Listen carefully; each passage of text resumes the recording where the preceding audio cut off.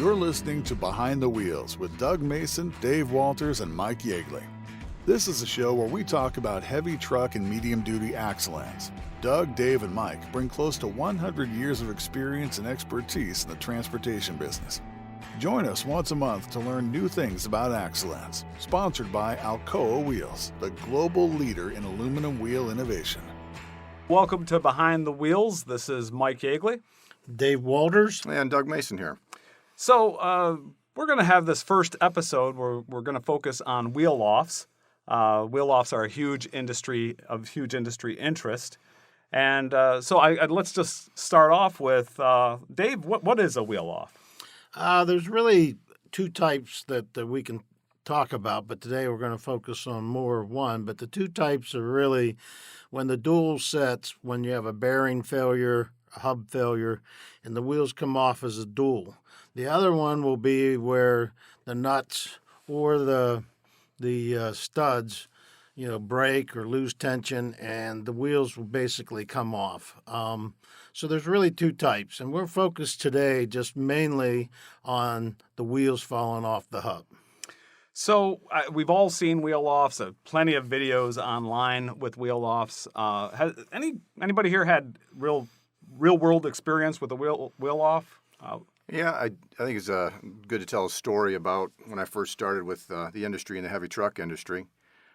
People talked about wheel-offs. I really couldn't understand how that could happen. I came from pass car light truck industry, and we really did not hear about a wheel-off ever. If that would have happened, it would have been the end of something. But I was driving down the road one day in a boulevard, and I was in a Jeep Commander, pulled up to a stoplight, and it's normal. Guy pulled up behind me, sitting there. All of a sudden, I got rear-ended. I thought for sure there had been a multiple car crash, kind of a whiplash situation. I look in my rearview mirror, and it doesn't look like there's any accident behind me. And the guy is looking at me, shaking his head, like, no, nothing. I didn't do anything. And so I jump out of the car. He rolls down his windows, pointing into the boulevard, and sure enough, there's this large commercial vehicle wheel sitting there. And he goes, "Hey, that truck that just went down the road the other way, he lost his wheel, and somehow it came between us, and it nailed the back of my Jeep." It made a huge impression. Obviously, it wasn't going that fast because in those videos, the damage that can be done. But so, yeah, it's a real-life situation. So, yeah, and, I can add that I'm an active member at TMC, and, one of the shop talks, the subject of wheel-offs came up, and we call it the darkest secret in our industry. And at the meeting, you have the mega fleet sitting there, all there, and the moderator said, "Well, how many of you guys had wheel-offs?" And there wasn't a single hand raised. But if you go into the back room and talk to some of these major fleets, and I talked to a major fleet one time, and he said, "Hey, we kept it under 100 wheel-offs this year. It was a pretty good year." And you thought, wow. So they're alive and well. So today we're going to address why they happen and how you can prevent them. So to understand a wheel-off, you really need to understand the theory, the engineering theory around the wheel axle end. And when engineers are designing that axle end joint, that bolted joint is actually, we use clutch theory. And so if you're a mechanic and you think about a clutch, really what's critical there is the friction between the hub and the wheel. And so it's sort of, and what is really holding it together are those studs, and the studs act as springs in there. Well, they create a force, like you're saying. They create a force holding it together. And I like to think of it this way, just visually in your mind. I don't know how many out there have kids or remember playing with blocks as a kid, but when you had a line of blocks together and you wanted to pick that whole block up, you had to put a certain amount of force on each end, and you could pick up 6, 7, 8 blocks at a time. Well, the reason they were staying together is because there was enough friction force by the force you were pulling together. And that's really kind of how the theory works. You're pushing the wheel and the hub surface together with as you said, the stud acting as a spring with the nut. And, in the industry, when we go out and do a lot of training for the mechanics in the industry, we always talk about how important a stud is, because most people don't understand that stud stretches every time that you put it under, again, clamp load, but in the real world, they can't measure clamp load, so they have to measure torque. So that's why, we tell them every time you torque that nut down, you're stretching it to a certain point. If you stretch it too far, you yield it, and it basically is not going to come back, and you're going to have issues. That's like one of those springs. If you've ever taken a spring, pulled it apart, and it no longer springs back together again, that's a spring that has hit yield. And that's a spring that will not come back to its original shape. And that is the problem. When you over torque a nut, what you're doing is you're taking that spring, pulling it completely apart, where it is no longer having any force to hold the whole thing together, and you're losing that spring, that clamping force is what we call it. And that clamping force is significant, as you can imagine. You're trying to hold a wheel onto a commercial truck, and what you have to carry, the loads that you can carry, 80,000 pound load capacity typically. Every one of those studs has about 45,000 pounds of clamp force. And you think about that with the 10 studs that are going around, that's a significant amount of force that's needed to keep that wheel in place. And so how important it is to have that together. Well, one of the big questions that is asked so frequently in the industry, how do I know when my studs are yielded? And, at TMC, we work on literally thousands of RPs. And one of the RPs we basically wrote saying, hey, look, there are thread gauges out there. There's, tools that you can measure that. But the most simplest thing is you can take one of the flange cap nuts, and if it doesn't go by hand on and off the studs, you probably stretch the studs. And the guys in the field, they're like, wow, I can never do that. Well, then you stretch the studs. That's what they're supposed to do. But you're torquing it on, Dave. How do you actually get to the point where you're stretching the stud? Is there, That's why, when it's funny, I just did a show not long ago, and the guy said, in tires, it's about inflation. Well, in wheels, it's about torque, and torque. And torque is basically, when you stretch the stud to the point where we know that it's got the clamp load it needs. And a lot of things affect that. How new the studs are. Did you properly oil them? Did you clean them? But that torque, and the industry a couple years ago, many years ago now, came up with a standard torque. And that was the most biggest thing because every manufacturer had a different torque at one time. So whatever wheel you had, whatever truck you had, we at TMC worked really hard to make a standard rep, which is 450 to 500 foot-pounds. And if you do that, you're putting the right stretch on those studs, and that's critical. And, there's torque wrenches out there, and we always say bring it up to torque. Now there are torque tools that actually can torque them to that setting. So, technology is going really great and, has improved immensely over the years. So one of the big problems with all of this is that we keep talking about the stretch. And then now we're moving into that torque discussion. But the torque is not a perfect representation of that stretch. When you're torquing, you're measuring basically how hard it is to pull on that spring, but the actual force can be what the torque can be, not just the force of stretching that spring, stretching that stud. The torque can be affected by a lot of different things. Like dirt. If there's dirt in those threads, dirt debris is critical. We've done so many studies, and motor oil is what we use as you should put 2 drops of motor oil on each stud and make sure your flange nut has a drop or 2 to make sure that it swivels nice. And again, as Mike pointed out, you don't want to lose friction because of old hardware. Years ago, we actually ran a study in old rusty hardware compared to new hardware. And if you maintain it by oiling the flange nut and oiling the threads, it actually works and gives you the clamp load you need. But if you don't do anything, you're going to lose friction and loss of torque just because you didn't clean your hardware, you didn't oil it properly and do the things that you needed to do. Yeah, it can be very significant, like you're saying, Dave. I mean, I've done some of those studies as well when we're taking a look at a number of different nuts from around the world, and I think it's something good to bring up that there is a standard out there. The Society of Automotive Engineers, SAJ 1965 specification is kind of what governs what these nut and stud suppliers have to meet to ensure that at 450 to 500 for an M22 specifically. I mean, there's other size bolts and nut systems out there that would require different torques and would require then obviously a different tension to hold the wheel in place.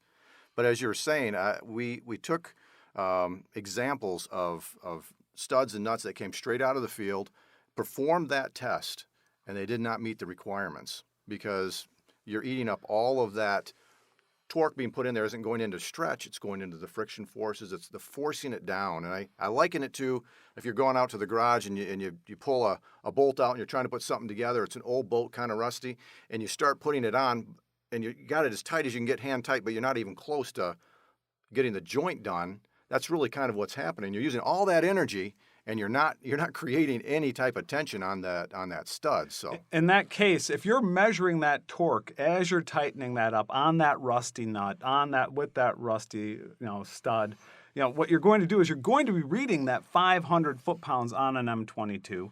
You're going to read it, but you're not going to have anywhere near that. And it was actually interesting, Dave, when I was looking at the data you brought, where it showed what kind of forces, what kind of stretch you had with all these different, was it rusty stud without oil, nut without oil, all these different variations.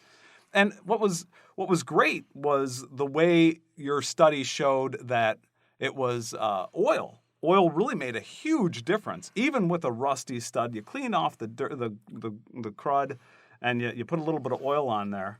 And it showed something. I mean, what I saw, and maybe you're more familiar with it than I am, but that was pretty promising. Yeah, I mean, when you do a study and you realize that, for years we tried to do, like, I'll give you an example, like anti-seize, and everybody in the industry used anti-seize. Well, what we found was we bought different brands of anti-seize, but, we try to compare them, and there was no SAE spec. So once, one was more lubricant than the other, and the other was, so basically that was like a real negative. So we had to go to something that was consistent, and then we went to motor oil, and we knew the consistency, and once we did that, it really improved our clamp load. And so people's like, well, what does a couple drops of oil on each stud? And what does a couple drops of oil in that nut? And that nut has to basically be able to turn very freely. And when I teach my training classes, it's like grab the nut with both hands and freely turn it. If it doesn't turn it, you got to lube that joint in between the flange and the nut body. And simple things like that is going to keep the wheels on. One of the things that I'd like to take a step back here and make sure that our listeners all understand what we're talking about when we talk about these nuts. Because the nuts that we're talking about are the typical nuts that are used in commercial vehicle applications. And those nuts when you think of a nut, you think of the standard, a nut that you see anywhere. But this has an additional piece that we call it a free spinning washer. And it is exactly that. It's a washer that's connected to the bottom of the nut, and it just spins freely. It's just something that spins around on there. And what this does, it's really a great invention because, it really does help out with. You can put a little bit of oil on that surface in between, get that nice lubrication, not have things bind up. But that free spinning washer, once it touches the wheel, there needs to be no oil on that surface that's touching the wheel, because that needs to have that friction we talked about. That is part of the clamp load equation that we were considering. So no oil on the parts that touch the wheel, but just above that there's a little groove, and you put the oil in there, just a couple drops, 1 or 2 drops, and then that'll allow that to spin freely, so you get the nice friction where you need it, and you get it spinning freely where you need it, where you get the maximum torque. You're getting a true torque measurement that will result in the kind of stretch that you're looking for. And if you go back into the history of hub-palleted wheels, when they first tried to come out with hub-palleted wheels, it was in the 50s, and basically they didn't have the two-piece flange nut. And so they had one nut, and what they did is they were driving that into the wheel, and it didn't work at all. And so they said, this is not going to work. And so it's about 30 years later they come up with a two-piece flange nut. They bring the system back, and now it's the industry standard. It's industry standard. So, I mean, one little piece, like the two-piece flange nut, basically kept that system from taking over the U.S. market for years. Yeah, I guess just to step back a little bit further, Mike, as you were saying, is talking about these nuts. These nuts are basically used on all dual wheel applications. We're talking heavy truck, but you could go down to a 350 or 3500 that has a dual wheel. Anything that has a flat mounting surface, the two-piece flange nut is the way to go to ensure that you're getting the proper clamp load and the way the whole joint is designed. And I think you'll see that coming on the OEM equipment. And again, back to your point, when you put that oil in there, you're going to have that nut as if it was coming from the OE. It'll perform as it's supposed to perform. You're bringing up a great point, Doug, because one of the things that our listeners may not be aware of is that when we're talking specifically, this whole discussion, because wheel-offs are typically happening in heavy truck applications, or even medium-duty, heavier medium-duty type applications. And those kinds of applications are typically, almost exclusively, using hub-piloted wheels. And so if you're looking at a wheel, a quick way to identify if it's hub-piloted or stud-piloted, which is a little different, it's a different system, is you look at the lug holes. So if the lug holes are just machined through, straight through, that's going to be a hub-piloted system.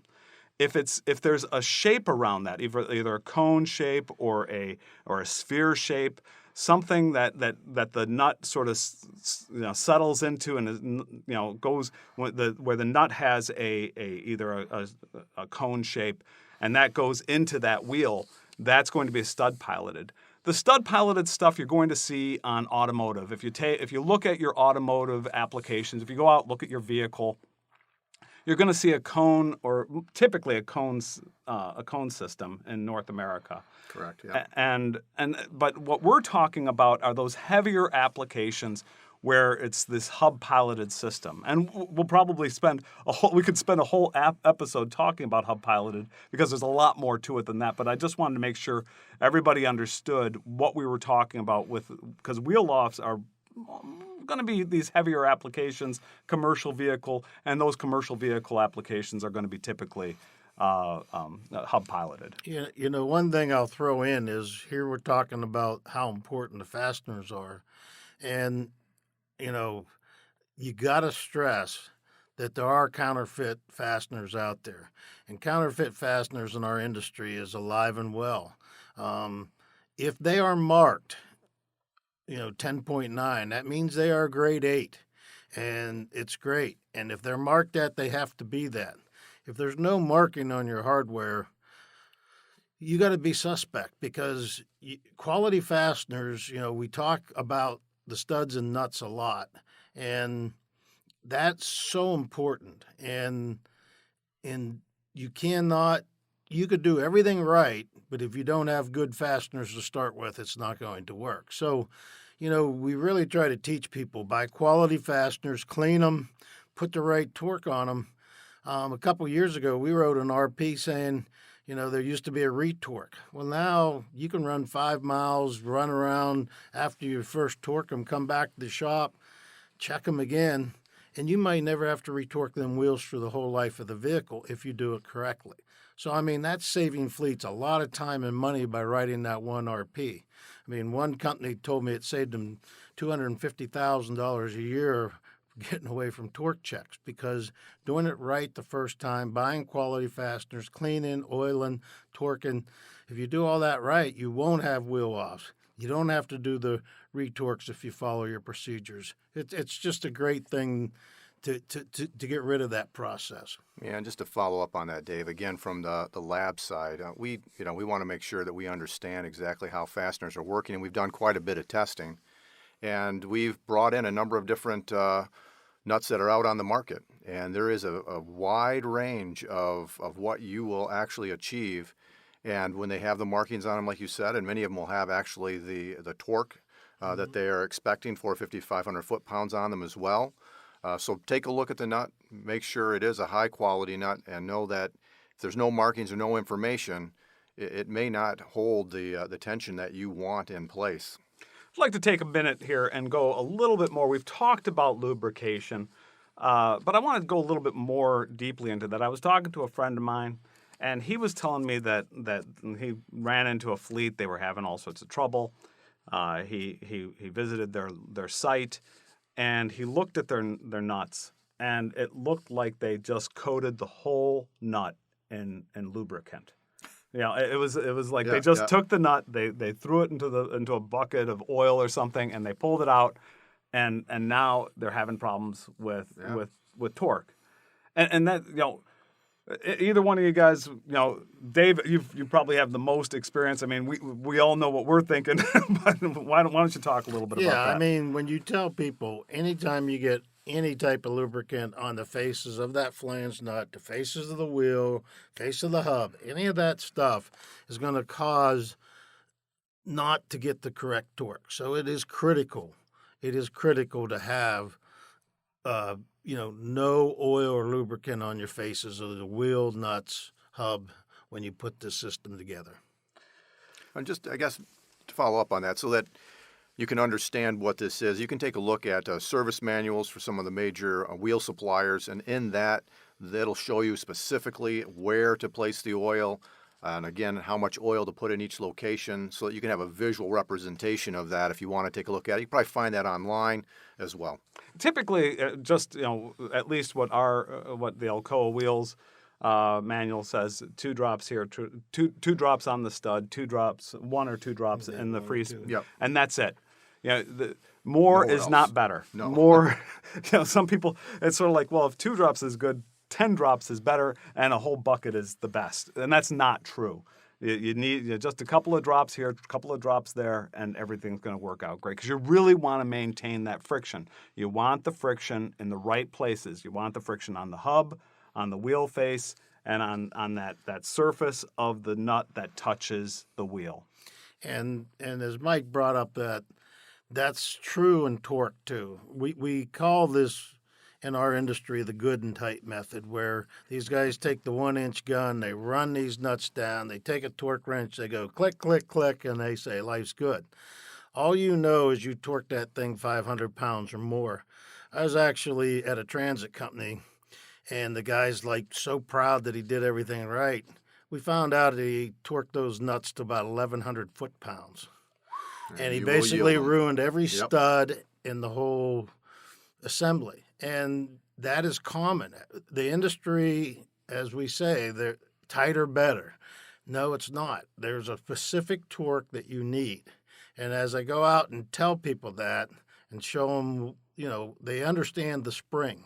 The stud's a spring. So that's very important. So out of this lesson, understand that stud acts like a spring. So we've talked a little bit about dirt and corrosion on the studs and the nut threads and how that can create a wheel off. That increases the friction while you're torquing down the nut. And so the torque wrench is going to read that there's enough when there isn't, or like Dave was just mentioning. We've talked about not enough lubricant, and just like dirt, that also increases friction, or too much lubricant, where now you have surfaces that are moving that you don't want moving, where there are surfaces that you want that friction, and you've introduced oil in there, so you're getting movement on that, and that's going to cause a wheel off. Anything else that that you guys have seen that can possibly cause an issue that would result in a wheel off? Well, again, what we're talking about is anything that will give you a false reading initially, and then as you start driving the truck, things change. And you can think about a joint settling. And one of the things that can happen in there is if you have a coating or a paint on a wheel, depending on the thickness that that paint or coating is, you could have a situation that occurs. As you can imagine, think about paint. If it's very, very thin and you press on it, you're not going to do anything. But if you had a thick piece of paint and you put a lot of force, you're going to create an indentation, right? And so if you torque it up, you can get relaxation, we'll call it, of the joint, and you'll lose that tension that you originally had in place. I think primarily 3.5 mils would be about what would be the most expected. You could see that in a number of different places. And that's not a lot. That's like a sheet of paper. Right, exactly. It's very thin. So people who are going around deciding to paint the wheels and then put nuts over top of that paint, you have to be very, very careful. And the other big thing is when you do paint, you have to let the paint cure. And most of the time when these professionals do it, they heat the paint back up, they cure the paint. And when you see a guy take a spray can out in the shop and spray paint it and then put the wheels on, you're asking for a problem, a big problem. And you almost say, hey, this is the worst practice in the world. So paint is a very big factor. Now, most of these things that we're talking about really aren't visual, right? You can't visually see that it doesn't have enough tension in there.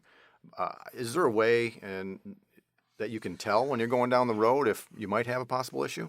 The big telltale sign I tell everybody, rust streaks coming from a stud, will tell you that maybe you have a loose fastener. And that's critical. And DOT will actually, give you basically give you a violation for having rust streaks. Now, what I always tell somebody, maybe the wheel was loose before, they fixed the problem, and you don't know that all happened. So make sure you clean all that back up before you go back down the road, because like I said, an officer, a CVS officer, can actually give you a violation for rust streaks, because that's an indication that those are loose. So when you look at the vehicles, look for rust streaks. So the last thing we're going to talk about is cocked wheels. When you're mounting the wheels, this is probably the last issue that could give you false readings on that torque. So Dave, you want to talk a little bit about cocked wheels and how that happens? And yeah, when you're putting on the wheel, the first wheel goes on and sets up straight. The second wheel, when you put it on, will lean back over. And so the industry wants you to have one of the pilot tangs at 12 o'clock. And then what you do with your air gun is you snug that top one up. You go 180 degrees and you snug that one up. And then you go in the pattern a crisscross pattern to kind of make sure that the wheels. Then you can almost look at the pilot pads of the hub and the wheel and make sure that everything is that. You can also look at the threads, how many threads are sticking out on each stud, and make sure they're even. Getting wheels cocked is when a guy normally takes that air impact, hits that bottom one, and he cocks the wheel to where he thinks he can pull that in with the top one, but he can't, because he's already cocked the wheels because he's tightened the bottom one. And that's a big thing in the industry. And you try to tell somebody, hitting that top nut first is critical when you put on dual wheels. I want to highlight the one thing you mentioned there, which is to have that mounting pad, that tang, at the 12 o'clock position. So everything is sort of hanging from that to begin with, and that's really going to help the way this all goes together. Yeah, the mounting pads, all they do is line up the wheels, but if you have that wheel kind of hanging on that, you want to slide it up on that pad, and that helps you line them up. And, there are tools out there, line-up sleeves that we make that will help you line up the wheels perfectly every time. And, those are all critical. I mean, our line-up sleeves can actually be put on before you put the wheels on, put the first one on, put the second one, and you can't cock it. So, I mean, there's a lot of advantages with certain tools out in the market to help you get the wheels on where you cannot do that. You technically cannot cock wheels with our line-up sleeves. Right. Yeah, the bottom line is what we're saying, though, is if you do cock it and you do torque it down, you could conceivably reach the proper torque on your gun. Everything could be fine. You double check it, everything's fine, but then you go drive down the road and that joint will now settle. Yes. And then all of a sudden you have lost all of the tension in those studs that you thought you had put in there. So the points that you were making, Dave, about that double check, taking a look at how many threads are sticking out, whether or not the hub tangs are evenly distributed, very important to make sure that you don't get down the road and the technician thinks, yes, I got everything done right. But and there's that wheel wobbling. Yeah, exactly. Well, I think that does it. Thanks a lot for joining us on this first episode of Behind the Wheels. We'd love to hear from you. If you'd like to contact us, catch us at alcoawheels@arconic.com with any questions or comments. We'll see you next time. Sponsored by Alcoa Wheels, the global leader in aluminum wheel innovation, manufacturing, and technology. Inventing the first forged aluminum wheel in 1948, its team of experts continue to develop the most lightweight, efficient, and high-performing commercial vehicle aluminum wheel products. Bringing you revolutionary innovations like Alcoa DuraBrite wheels, Alcoa DuraBlack wheels, the new Alcoa Wheels hubboard technology, and the lightest truck wheel on the market, Alcoa Ultra One 22.5 by 8.25 wheel. Alcoa Wheels, the global leader in aluminum wheel innovation.